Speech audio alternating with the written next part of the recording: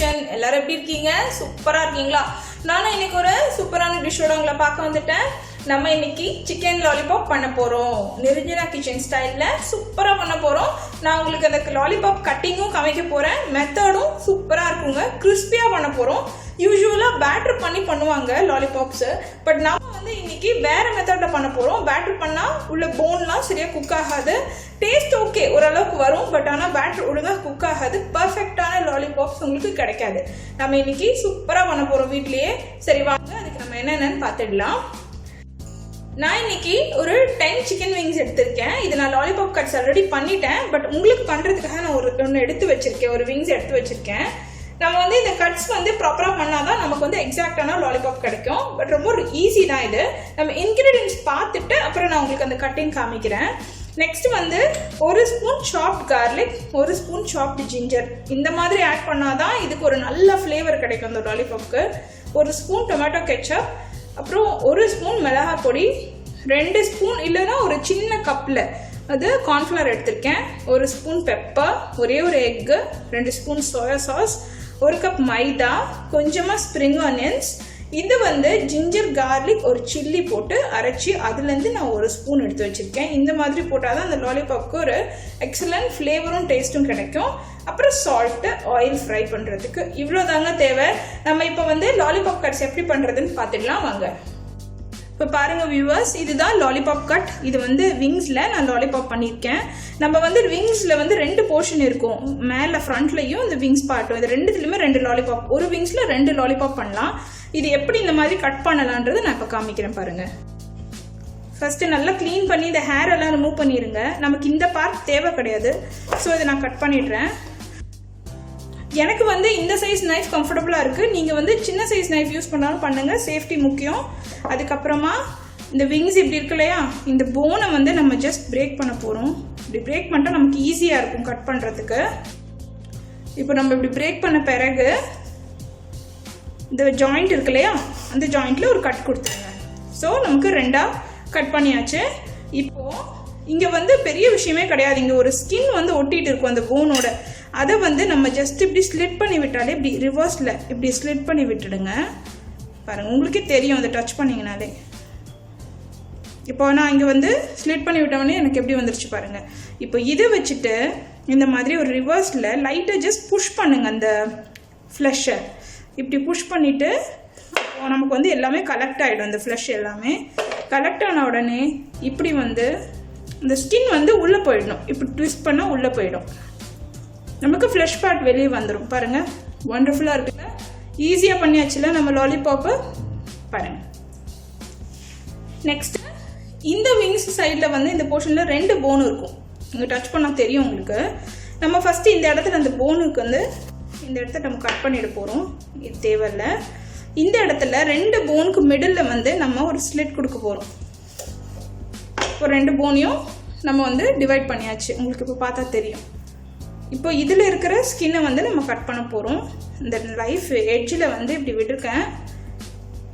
இந்த நைஃப் எட்ஜில் இப்படி விட்டுட்டு அதே மாதிரி மெத்தட் தான். இந்த ஸ்கின் டச் ஆகிட்டு இருக்கு இல்லையா, அந்த போனை கனெக்ட் பண்ணிட்டு இருக்கிறது லைட்டாக இப்படி கட் பண்ணி விட்டுருங்க. இப்போ இந்த சின்ன போன் இருக்கு இல்லையா, அது நமக்கு தேவை கிடையாது.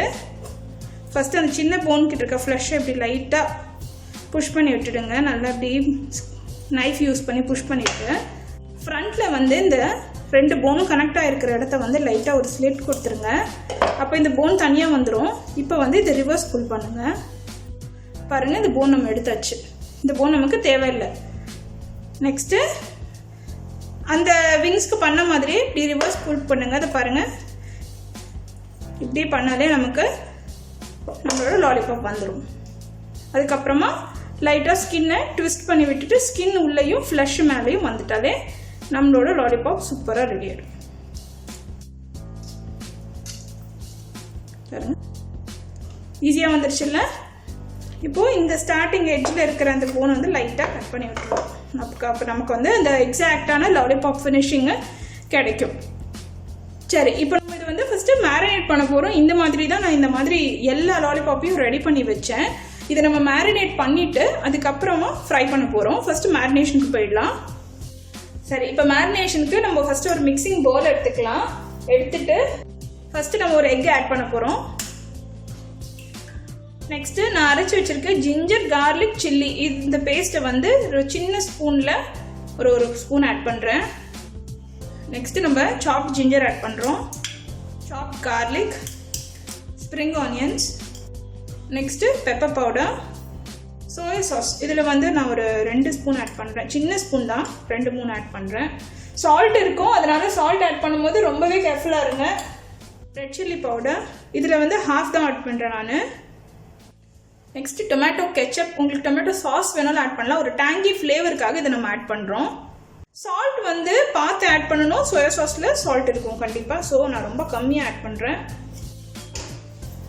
இப்போ இதை நல்லா விஸ்க் பண்ணி நல்லா மிக்ஸ் பண்ணிடுங்க. இப்போ இந்த மாதிரி நம்ம எக்கு நல்லா இந்த மாதிரி மிக்ஸ் பண்ணியாச்சு மசாலாலாம் போட்டு. இப்போ நெக்ஸ்ட் நம்மளோட லாலிபாப் சிக்கனை வந்து இதில் ஆட் பண்ணிடலாம். ஒன்றுன்னா இதை நல்லா இப்படி மிக்ஸ் பண்ணி விட்டுடுங்க.